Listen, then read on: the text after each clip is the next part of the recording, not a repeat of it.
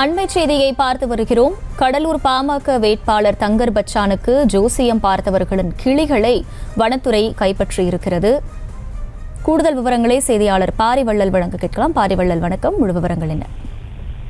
ஆக்சுவலா கடலூர்ல பாத்தீங்கன்னா தேசிய ஜனநாயக கூட்டணி சார்பா பாட்டாளி மக்கள் கட்சியை சேர்ந்த திரைப்பட இயக்குனர் தங்கர் பச்சான் போட்டியிடுறாரு. இவர் பாத்தீங்கன்னா நேற்று முன்தினம், அதாவது ஞாயிற்றுக்கிழமை கடலூர் தென்னம்பாக்கம் என்ற பகுதியில தேர்தல் பரப்புரையை மேற்கொள்றாரு.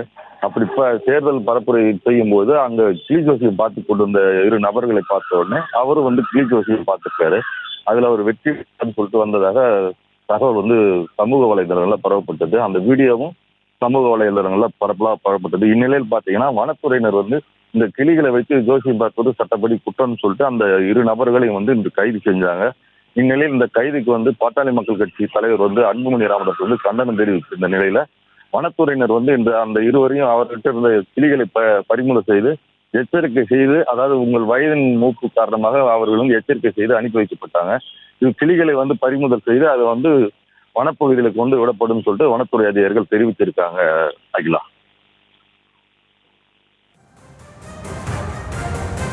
நன்றி பாரிவள்ளல். செய்திகளை உடனுக்குடனும் துல்லியமாகவும் தெரிந்து கொள்ள சப்ஸ்கிரைப் பண்ணுங்க.